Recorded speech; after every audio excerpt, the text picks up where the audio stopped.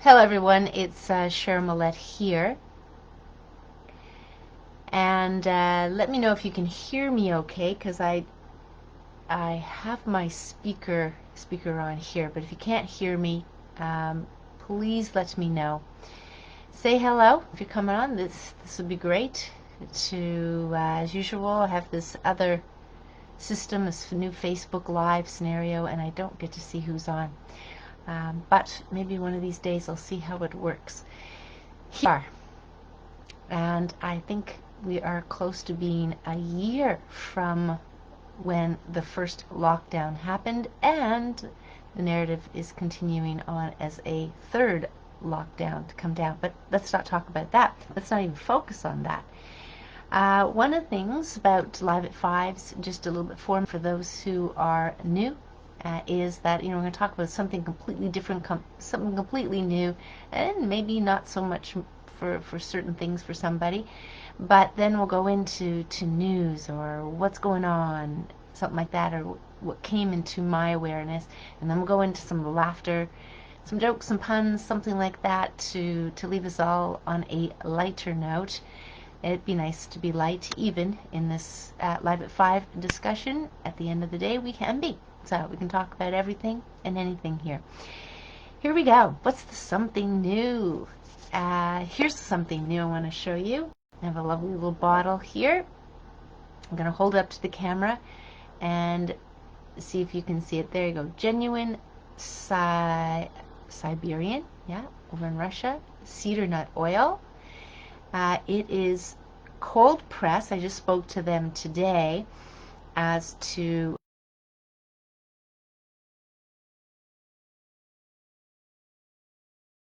talk a little bit about it. It came in a beautiful silver package. Beautiful silver package. But there's a lot. This is oil. I'm going to hold it here, but I'm going to bring up the website. This oil is actually for you. Hello, Ferdinand. Is supposed to be so healing. Cedar is, of all the trees that have been talked about in the Bible, it mentions cedar. Solomon made a building or something out of cedar wood, and Siberian cedar, as well as I think another word for it or another one similar to it, is Lebanese cedar as well. So different cedars. We know that to be true for different roses, different suns, and all of that. Let me bring it up. But very, very powerful. But it has to be pressed. It has to be pressed. So the quality of it, and for it working no different than the seal oil, has to be raw. So it's not oxidized, not purified. And there's a lot of studies. I'm actually going to put up this website for you as well, as far as the resources go, because there's a lot of analysis here. What it talks about. So I'm going to be taking a teaspoon of this twice a day on an empty stomach before meals, if that if that really helps. But in here, just to go over a couple of the studies, new scientific study research on COVID-19 and sea buckthorn. That's not the buckthorn. Where's the other one? Beneficial use of cedar nut oil enriched with cedar resin, which is this one, in cases of leaky gut.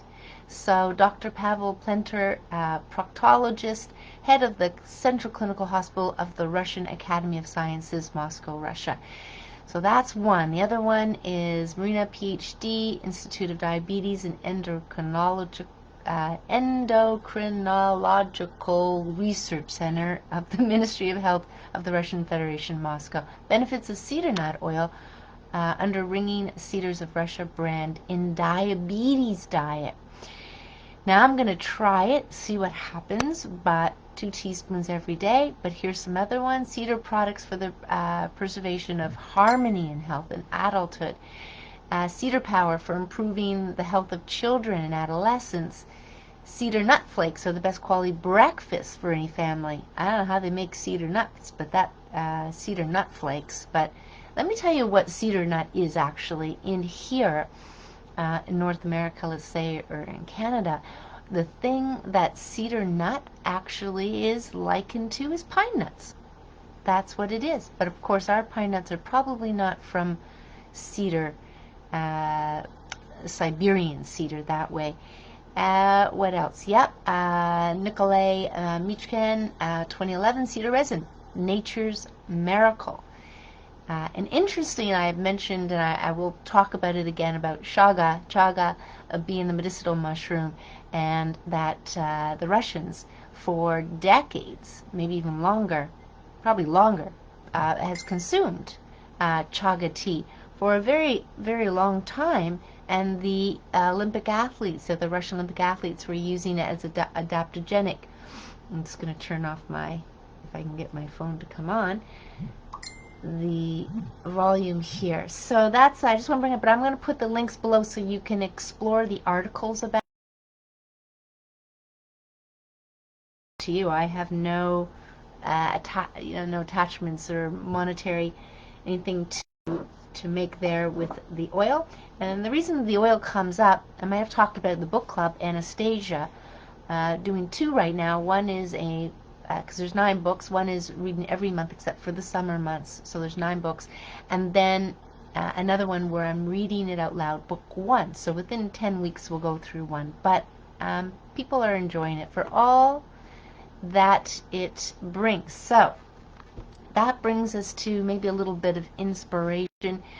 I want to talk briefly about what we all have at our fingertips, and that we can kind of, how can I say, bring into our lives more and more, is the fresh air, is being outside in nature.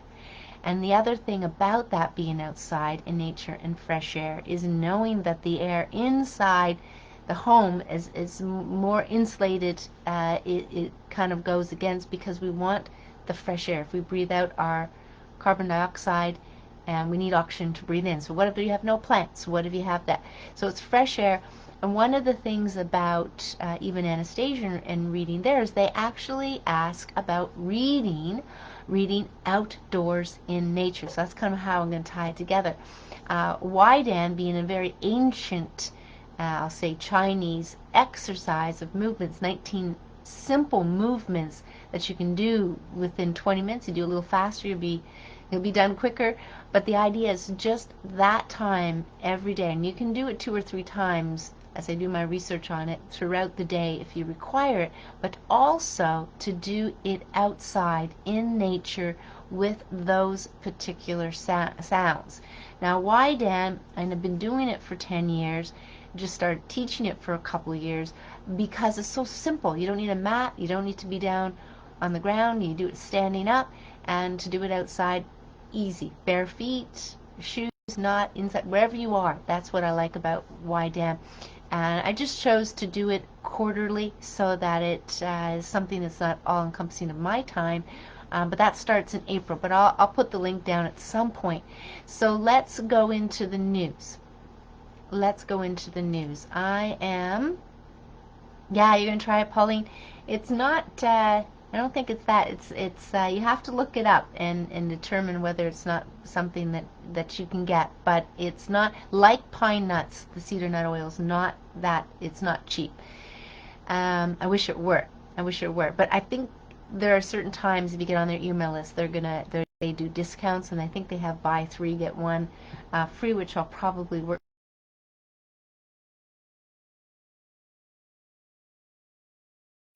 First exploring, I think I showed you my lovely seal, and then a customer, he was telling me, this is a gift from Gordon, thank you Gordon, and so I got another seal, only it's way over there, so I'm not gonna, I'll bring it another time. But as a result of that and exploring online auctions, it was so fascinating to see what's on for sale there. All the interesting things. You can get so wound up. But anyway, I spent not a lot of time, but some time exploring what it's all about. And my daughter started collecting swords. When we were in Scotland, she got a skindoo. Do you know what a skindoo is? A skindoo is a little knife, not a pocket knife, but a little knife, little blade, I'll say. And you actually tie it, let's say it would be, it'd have its own little strap around the the bottom part of your leg, and then easy if you need to have a weapon. You've probably seen these other ones where they just, they may have weapons in their hands, but they have one hidden, on their leg or something like that, or on the side of their leg. But for women, a skin do was something very small, very easy to access on the bottom part of the leg.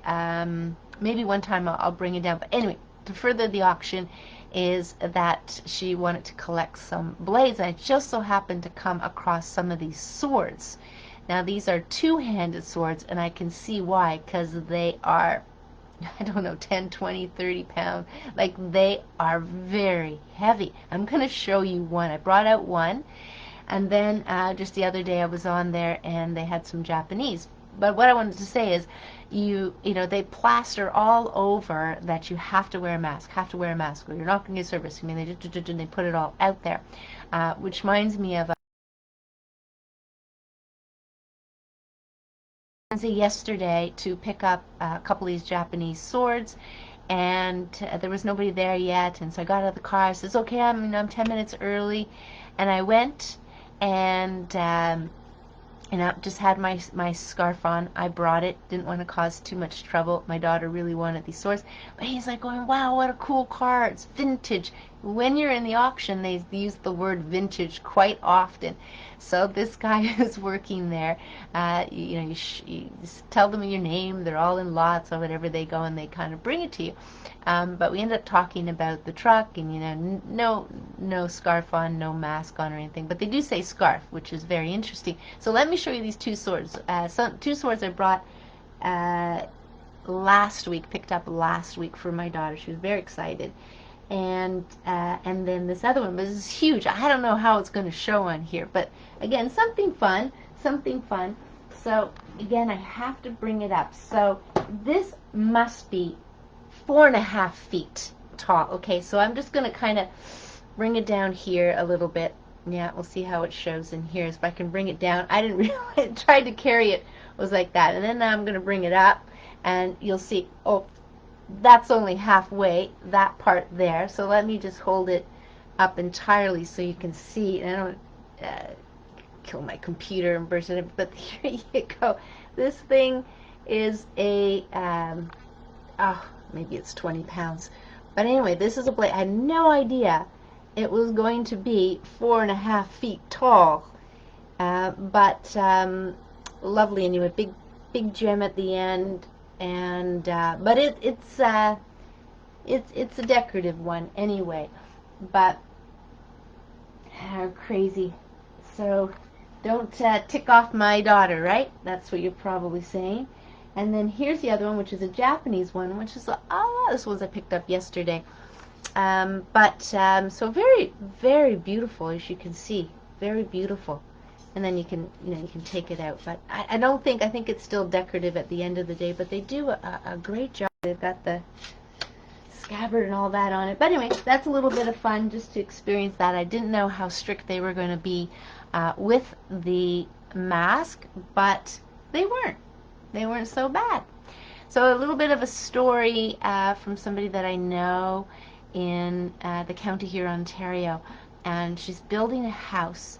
And if I could bring up the note while I'm on here, but I can't.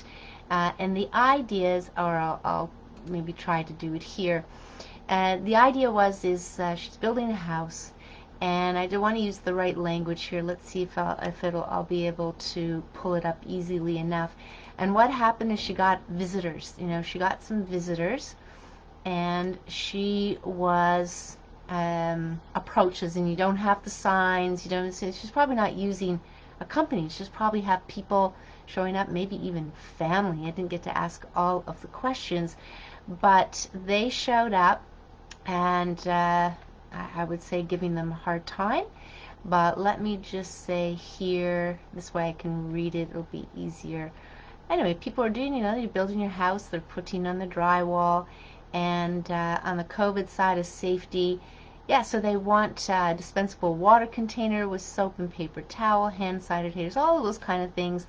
And they came to on her private property and into this without her permission.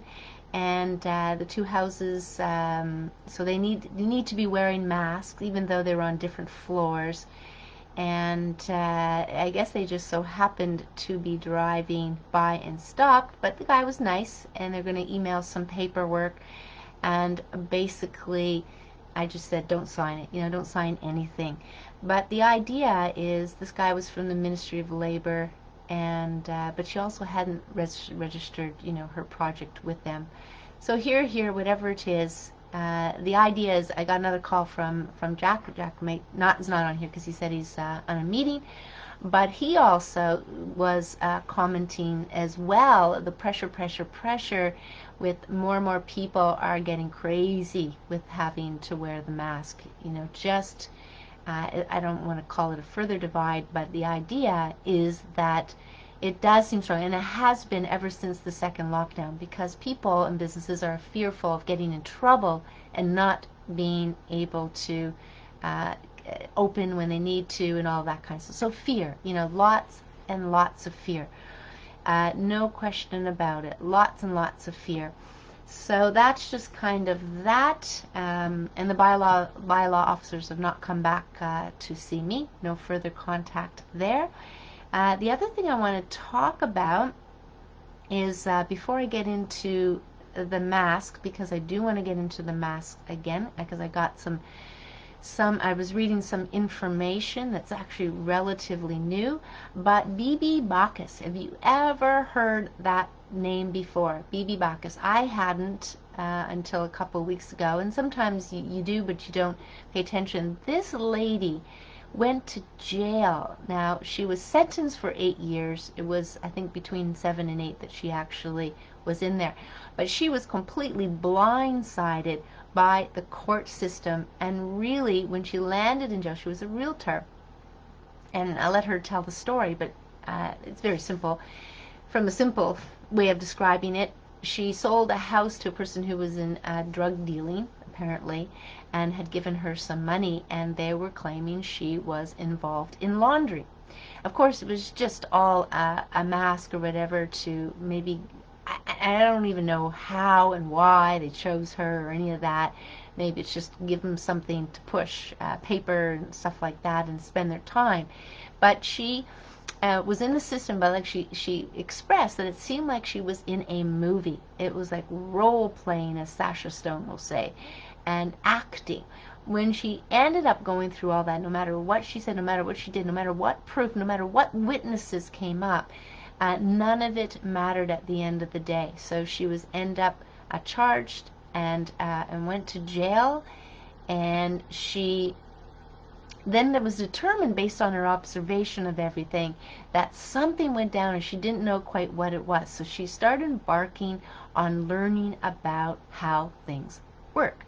And she did such a good job. She teaches at a certain Newark University, if I'm saying it correctly, to teach people about this. And it's UCC law experts. You might have heard of UCC, but you may not. This may be completely new. It wasn't completely new to me, but I like the way she spoke about it and the way they did the interview. Enough information in the, I think, about an hour and a half, but I found a shorter one that's only about 39 minutes, 40 minutes. I watched the longer one, but I'm sure she's going to put enough information in there as well. So here you go. Let me just, I'm going to post it. That'll be the simple, because there's a lot of information to go through here. So Bibi Bacchus, I'm going to post the video so you can watch it yourself. But the idea is, it's all about contracts. It's all about you being, or us humans, being under contract, a contract from birth, with the way they make the birth certificates with the capital, capitals, everything's in capital. So you'll notice a number of the documents that you get, capital, capital, capital. It's got to be in capital letters in order to be in that law that holds us, I guess you could say, in bondage or slavery. But they trade on us. I'm gonna let her explain it, but the idea is, what I can say quite quickly is, you are a user of your vehicle that you got. When you have a loan on it, you're a user. The land, none of the land is ours. It's all Crown land, which kind of goes up to apparently, let's just say London, or the royal family, they own like all this land. We know that there's crown land, but apparently all land is not ours anyway, and we just become a user, and hence the reason mortgage, right? So mort means death, dying, death. So there's all these names in language that becomes part of these words. I've talked about language before, and I'm going to go another document and bring that up in there. Language is key here. I think it always has been, especially when it comes to contracts, who we are and what we mean, and who we are to the government and to the country that you live in. But so many countries, and so many countries, whether it's under the Commonwealth or under rule, or under it's a connection with Canada, there's so many countries around the world. Then according to a number of sources, they're talking about how that then goes up to the Vatican. And the Vatican has been implicated in a number of things from a number of people, not good things, from symbolism to satanic stuff to actually being the bank. And then who do they want to be kind of at the top of the Great Reset or the Global Economic Forum? Is the Pope, of all people. So Catholic. So apparently all of that, you can see just how far then it goes back with this language UCC law and contracts. It would go back previous to that. So there's some interesting information out there for sure that, again, it seems like it's going to be more of a study to know how this works and what you can do about it. So let me just go, what else did I have there? So I keep hearing the straw man coming up. It keeps coming up. Let me go to this academia report. I think I have it on my PDF here. Yeah, surgical masks, the hoax. So let me just see. I think there's a couple of things I wanted to bring up as well. But surgical masks, absolutely. Now I got a few things open up here. No, it's not that one. Okay, so let's go into the surgical mask thing first. I'm going to read the title to you. And it's, but I'm going to read the pre-title here so you can have an idea that it's actually in a journal. IOSR, Journal of Nursing and Health Sciences. Okay, it's got an ISS number, blah, blah, blah, all of that, and iosrjournals.org. Here's the title: Surgical Masks, the Hoax and the Truth. Now, the abstract here is about surgical masks as one of the most commonly used personal protective equipment in the healthcare setting. Now, some earlier studies show that, do they really need them in there? They showed they didn't, but they continued to wear them. That's another research, and go look for that. Frequent academic outbreaks made awareness among the public regarding the importance of wearing a mask or face coverings. We don't even know if this is an epidemic, let alone a pandemic, because as Toronto Public Health and others are saying, well, this is unknown, so we're being cautious. So we have to be careful. I mean, the language and the words that people use, if it's so unknown, you can't really say it's a pandemic and those kind of things. So through surgical masks are widely used. A better understanding of its basic properties and usages will help anyone to make use of it properly. In this article's attempt to find out the hoax and the truth regarding the surgical mask. So I thought this was quite interesting here about how it talked about, first of all, and we'll bring this up, it is like plastic, like spun plastic. I mean, there's no material in there, and so I can just think about the chemicals breathing in there. So poly this and polyethylene and polypolystyrene and polypropylene and all of these things. So it is definitely toxic in itself as to what you're breathing in. How much would come in? You usually decide on the heat. So we're probably not breathing as hot to make it that like sitting in the sun. So I know I thought I had some things. Here we go. Highlighted, because you can if it's in your PDF. So the idea here is, so this is WHO, who also recommends that in community, the individual without respiratory symptoms without respiratory symptoms need not wear a medical mask, as no evidence is available on its usefulness to protect non-sick persons. So wearing the mask, now let me just kind of give you the date of this too, so then you have that March, April 2020. So we're not talking 10 years ago or 6 years ago or even 2 years ago. We're talking after this has started. So let me continue to read this paragraph to you. Who also recommends that in community, and I'll find this, the academia, I'll get you the link. The individual without respiratory symptoms need not wear a medical mask, as no evidence is available on its usefulness to protect non-sick persons. Wearing masks, when not required, may cause pointless cost, procurement burden, and create a false sense of security that may lead to neglecting other important measures such as hand hygiene practices. Now that's, hand hygiene is very good when it comes to food poisoning and food. It's just amazing. I mean, you don't want any dead stuff on your hands too, because we're not dead, so we want to avoid certain things that are like in decaying. In context of COVID-19, the CDC recommends the public to use cloth face coverings in situations where social distancing measures are difficult to follow to slow down the spread of the virus. I don't know where cloth differs versus these 3-layered masks that they have a picture of as 3 layers, and you got this cloth one to help people who may have the virus and do not know it but from transmitting to others. So in that respect, they're saying if you are carrying it and you wear a mask, it may slow down the breath. But I'm going to read the letter again from Chris Schaefer that was sent to Alberta Medical there, and saying that the particles that come through this virus are much smaller than what would come through any of these masks.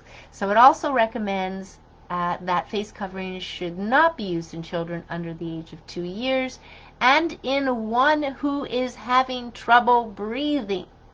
So that's any age. Any age whatsoever.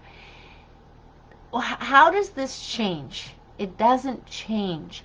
The one thing, and I'm just going to go by top of mind, if people are susceptible, because this was another academia paper that had to do with airplane.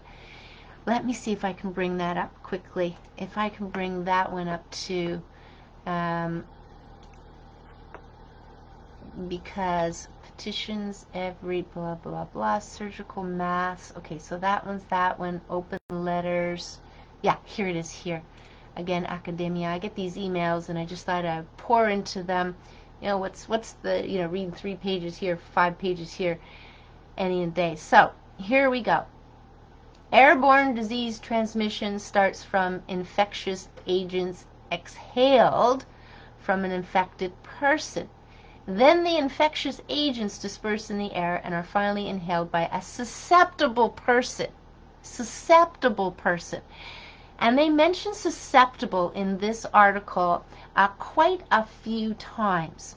So what I'm sensing after reading that, when they say susceptible person, that is somebody who is, they have their organ, have their new organ, an organ transplant, or certain people that have anything to do with immunity, even people that may be under a lot of stress. A lot of stress. But if they're on adrenals and a lot of adrenaline going through their body, quite often, if they do certain things, they may not have to get it. But when you have some downtime, it's going to get in there. So the infectious agents, as they call them, can spread at indoor and outdoor. But at the outdoors, the infectious droplets can rapidly disperse and quickly render to a non-viable stage because of the sky and sunlight. I don't know why they say skylight, but let's say, they actually have the quote here, there'll be the reference there, but sky or sunlight. So on the other hand, the indoor spaces are confined with low air exchange rate as compared to outdoors, and thus may have major risk for infection transmission. So here, people are walking outdoors with masks 10, 20, 30 feet away, not getting the fresh air, the nature of the sunshine, and they're worried about it being spread outdoors. So, yeah, definitely that. So I'll put that academia.edu, I'll put that there as well. And just kind of want to bring up these points again, because this is, and here they quote also the World Health Organization this way, that way. They go through it. The airborne disease transmission is right in the introduction, paragraph 2. But in here, they'll talk about different things, and they don't bring up the Black Plague, really, because that's human created, that you can't even argue with that. But they'll bring up the ones that they've created, like the Spanish flu and stuff like that. But second paragraph in the introduction is where that paragraph is. So if we're outdoors, we don't need to wear a mask. It doesn't matter about social distancing or not, which is, what does the World Health Organization say about it? 1 meter since last April. And here we're all like 2 meters and 10 meters, which we don't really need to be. So let's do the open letter from Chris. We're going to wrap up the masking. These are all good reminders, good reminders. So here's a fella, Chris Schaefer, Dean of Hinshaw, this Chief Medical Officer of Health in Alberta. And he writes his lovely letter to the physicians and to the public of Alberta. Dear Dr. Hinshaw, and this is regarding Alberta Health recommendation that Albertans wear N95s. Now, N95s. So listen, if you're listening to this, if you're fearful, or if you're sick, you're gonna, and if you got a compromised immune, wear an N95 if that makes you feel better, because that's where it's going to protect you. That whole thing about wearing masks to protect the people who may be susceptible, you know what? Wear the N95 if you're so fearful, because that's the way it kind of works. You wear an N95 so that you don't get it, and other people, they're saying about the surgical mask, so you don't give it. So when people say, I'm wearing this mask for you, great, well, wear an N95, and then we're all good. I'm good because I get to wear no mask, which I don't want to do because I don't believe in what's going on, and you get to be protected. So that's kind of the thing I would say to people now, and feel free to say yourself. If people are afraid of getting something, tell them to wear the N95 or 96 or 97 or 98, because the N95 is the lowest one. So let's read this letter together very quickly. It's not very long, but long enough. So here, this is Chris Schaefer talking about the N95, surgical or even non-medical masks in public to reduce the likelihood of transmitting or developing a condition from the coronavirus known as COVID-19. But that's, COVID-19 is just the symptoms. And coronavirus, well, that's a cold. So the idea is stay home and take care of yourself, because you got a cold because you're run down. That's why they say catch a cold. Go outside. You're not wearing your coat. You're going to catch a cold. Why did they say that if there's nobody else around and you got to wear a coat because you catch a cold? Because you bring down your immune system. If you get too cold, you start to shiver, your immune system kicks in, and you get something to tell you, get out of that situation. Because you make yourself cold, you bring yourself down energy-wise.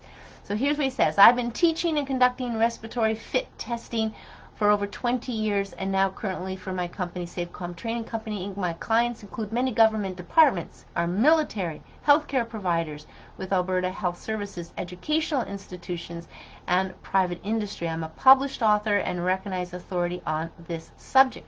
When was the date? June 22nd, 2020, because like other people, he really didn't clue in at the beginning, but he did get a clue. So Chris said in a call, in Sylvain Henry's call, that he went to order a large lot. He orders for the training of N95s, which is the lowest. It was, now we're talking like December 2019, or it might have been right early January 2020, but around that time frame. And they were all sold out. In his lifetime, that's never happened. So he ordered the ones that were higher, but N95 is the lower one. Now let's read on here. Filter respiratory masks, especially the N95. So filter respiratory masks. That's, remember, if people are fearful and they don't want to get something, they wear the N95 or higher. Surgical or non-medical masks provide negligible COVID-19. I'm going to say CoV-SARS too, because I think that's really what it is. Virus. I'll say virus. This virus protection for the following reasons. Viruses in the fluid envelopes that surround them can be very small, so small in fact that you would need an electron microscope, which is brilliant because none of us can see it to even believe what they're saying is true. N95 masks filter 95% of particles with the diameter of 0.3 microns or larger. The virus particles are 0.08 to 0.12. So 0.3 is double that of even the larger one of viruses, 0.12, in relating to this virus. Viruses don't just enter through our mouth and nose, but can enter through our eyes and even the pores of our skin. Makes complete sense. We know things absorb through our skin. The only effective barrier one can wear to protect against virus exposure would be a fully encapsulated hazmat suit with cuffs by ankles, taped to boots, and cuffs by wrists taped to gloves, while receiving breathing air from a self-contained breathing apparatus. Which is where I'll jump in and say that's why we have immune systems. And that's why we need not necessarily believe everything's bad if we have a strong immune system. This barrier is standard gear to protect against biohazard, which you could say viruses, but I've already said before that the majority of the viruses on this planet they're all good anyway. They all have a purpose. If they're breaking down bodies here or doing this or that, they're all good. It's just some don't belong in certain areas. But we need them for the planet. Bacteria, viruses, we need them. And so viruses, biohazard, and would have to be worn in a possible virus hazard environment 24/7.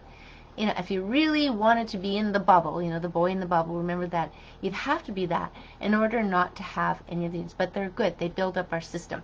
And you wouldn't be able to remove any part of it, even to have a sip of water, eat, or use the washroom. So I just visualize the hazmat suit having all kinds of bells and whistles while in this virus environment. But if you did, you would become exposed. Red lights go off. You remember the movies? Red lights go off, and you have to go to dead and would negate all the prior precautions you have taken. So not only are N95 surgical non-medical masks useless of protection from this virus, but in addition they also create very real risks and possible serious threats to a wearer's health for the following reasons. Wearing these masks increase breathing resistance, making it more difficult to both inhale and exhale. Then I'm going to go down here. Pregnancy-related high blood pressure is possible. So, of course, more research is necessary to determine the impact of wearing the mask for extended periods of time. That's the issue with some of this, is the research is not there. I don't know how many research you've ever read, and somewhere close to the bottom, if you go through and read all of it, will say, and we feel more research is needed. Yeah, very common in what probably little I've read, but very common.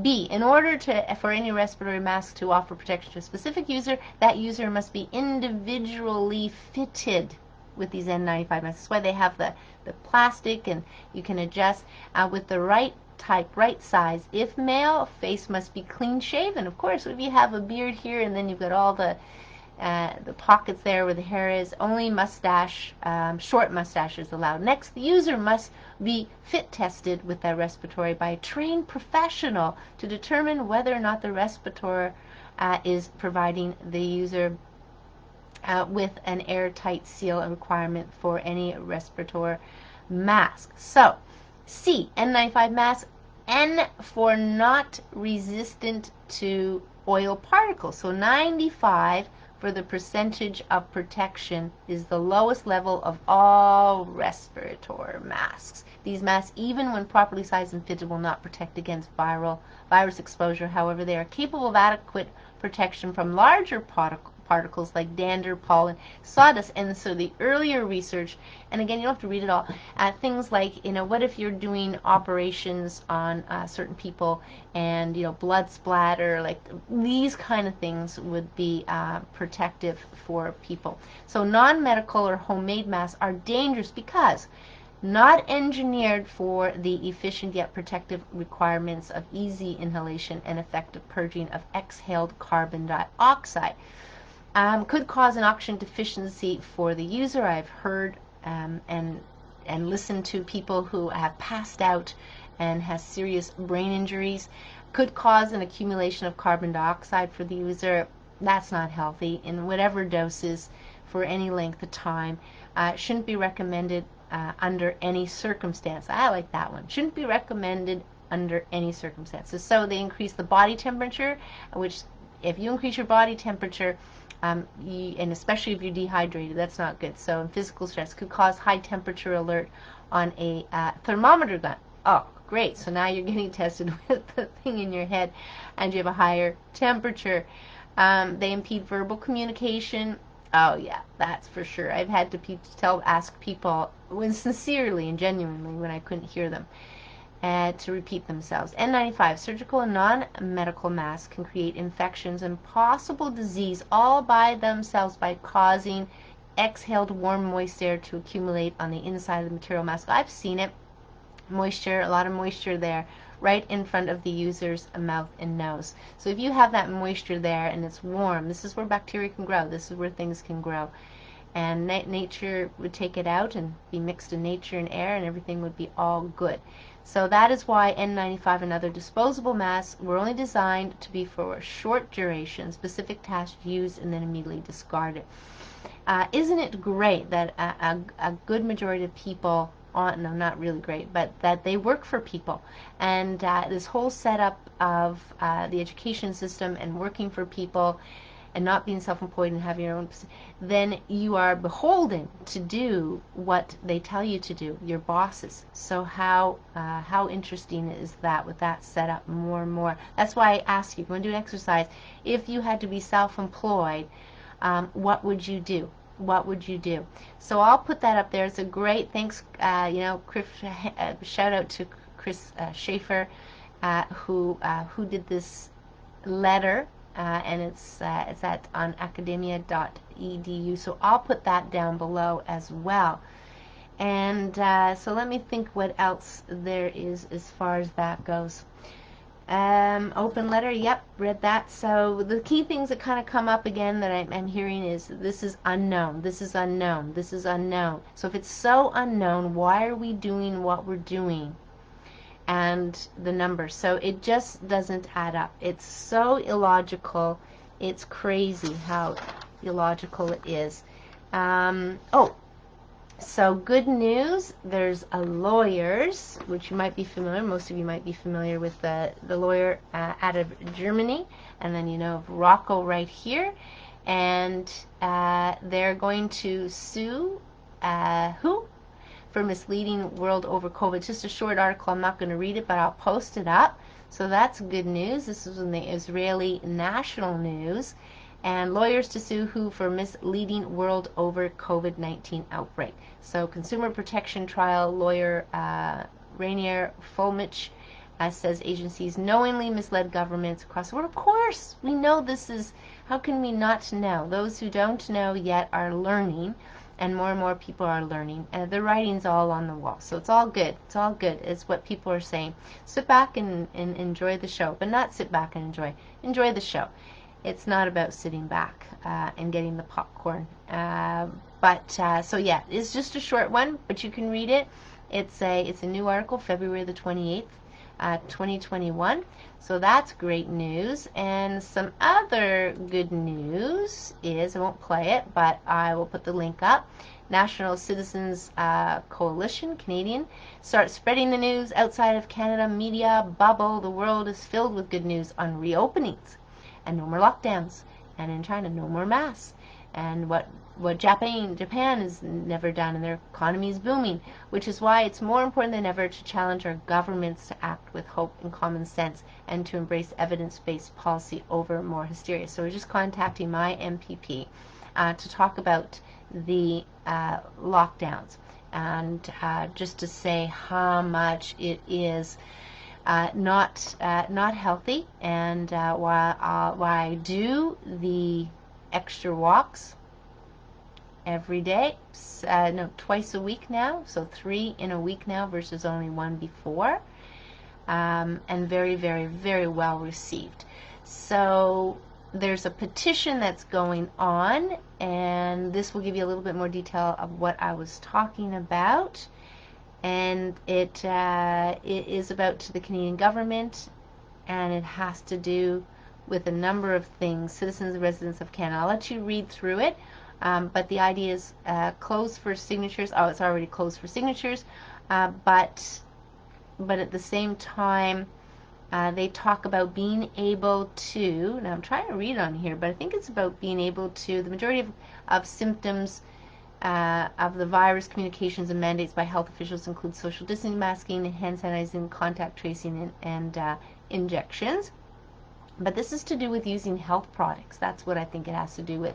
It's a petition to be able to do optimize, educate and empower Canadians on holistic approaches to optimize and maintain their natural immunity and well-being. That's something a lot of people have been saying, where they're not saying, well, what about vitamin D, and what about this intravenous vitamin C, and they keep promoting even other medications as interventions. And I'm careful to think that they're coming in on both sides. You know, if it's not this over here, you're going to ask for this over here. I'm speaking specifically to the many things that are coming out, these many drugs, which have to have side effects. Have to anyway at the end of the day. And we know where things go with when we overuse antibiotics, right? We do that.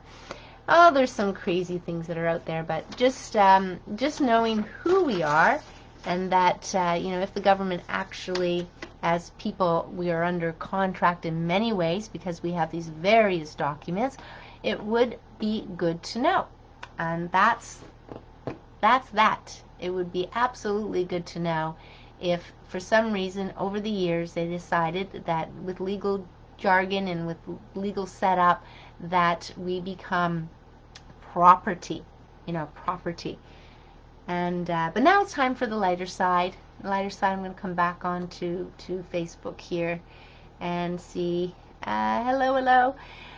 All right, let's get into some puns. So I'm looking forward to traveling. So I actually brought up some travel puns here, but also a Canadian story. So for those who are Canadian might appreciate this. Is from Reader's Digest, and thought it was cute. But some of them I don't like when they kind of put down newfie jokes and stuff like that. I don't really, at times now I'm reading, this is a very, very old book. This is Laughter Medicine. And at times I kind of read it, and I'm going, yeah, I'm not going to say that one on here because I just don't like the idea that they think that's funny. They think it's funny. And for all of us, we can choose to laugh or not laugh depending on what it is. But I thought this one was cute, so I'm going to read it out, and then I'll say some travel puns. A Canadian gets drunk. Not that all Canadians get drunk, but this Canadian got drunk and decides to go ice fishing. And he takes his pole and tackle and goes out on the ice and starts to chop a hole in it. And suddenly he hears a great booming voice coming from above him. There's no fish there. Startled, the Canadian looks around but can't see where the voice came from, so he staggers a few meters away to a different spot and again starts chopping a hole in the ice, and again the voice booms out, there's no fishing there, or no fish there. The Canadian is spooked, but we're a stubborn people. I don't know where they get that from, but so he gathers up his gear and staggers to a third spot on the ice, and he raises his ice axe, but before he can even start chopping, he hears the voice again. There's no fish there either. The Canadian looks up and shouts, God, Is that you? No, this is the arena manager. So he's in an ice rink. Anyway, there you go. That's what happens when you imbibe in that. I'll call it a poison because that's what alcohol is. It's a poison, and coffee's a neurotoxin. And so why not call it? You want neurotoxin? You want poison? Go ahead. Everybody, each to their own. So let's talk to some travel puns. I'm just gonna put out a few of them, and see what you think of them. All right. Do you know what stays in a corner but can still travel around the world? Do you know what stays in a corner but can still travel around the world? It's a stamp. There you go. Which type of chocolate that you can find at an airport? Which type of chocolate? I would say it differently. Which kind of chocolate can you find at the airport? Just plain chocolate. Whenever I pick up my suitcase, it starts crying. I am carrying emotional baggage. Let's see, there was a couple of one. The librarian has been just kicked off the aircraft because it is overbooked. Do you know what goes down hills, up hills, and through cities, but actually never moves? Do you know what goes down hills, up hills, and through cities, but actually never moves? A road. Anyway, that's all we'll say to, let's see here.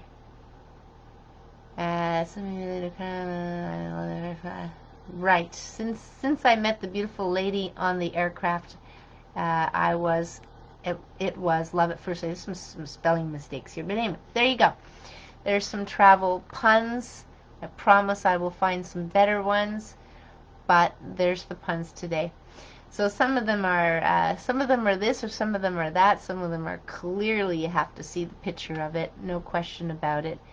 But it's fun. So take care, everyone. Going to wish everybody a wonderful evening, a wonderful weekend until next Mondays, live at 5 on Mondays. But again, just I think more and more people who are kind of chitting and chatting about this and staying aware, but yet still focusing on balance, being calm, being patient, are looking at this as an event or a show. I like to call it an event. And, you know, they're just kind of stepping away back from getting into watching too much and or watching things repeatedly. I mean, there's certainly certain drama still going on, be it in the U.S., about elections. I mean, I just kind of get the headlines now regarding, I think it was Arizona, they might be able to overturn the certification, something like that, but it was just in the title. So there's a lot going on, and people agreed that there's more of it coming out, and certain people that we're learning about that have been reporting on it coming out. So you can really spend a lot of time on this, but I'm just going to say the best time to spend on it is like if you just imagine that this didn't exist anymore, and what would you do with your day? What would you do with your thoughts? And that's, try to pull yourself into that kind of a place. So what is fun for you? What brings you balance? What makes most sense to take care of your body? You know, those things, and whether it's physical, get outside, fresh air. I will always talk to things now in the way of artificial. What is artificial? And of course, what is not artificial, which is more natural. I know they don't want to talk about the word natural, and it's maybe overused in labels, but really at the end of the day, nature's nature. So I don't want to throw it in the garbage just because they decide, whoever decides, that natural is being, overused. And artificial is just artificial. Artificial clothing, artificial foods, artificial materials, just like the mask, artificial materials there. Actually, one thing I didn't bring is how to dispose of infectious diseases masks. They were supposed to be all kinds of chemicals put on them, and then burned or dug deep down. It just popped into my head. It was on one of those academia things. Anyway, very funny. So those are the things. So at the end of the day, I'm going to go in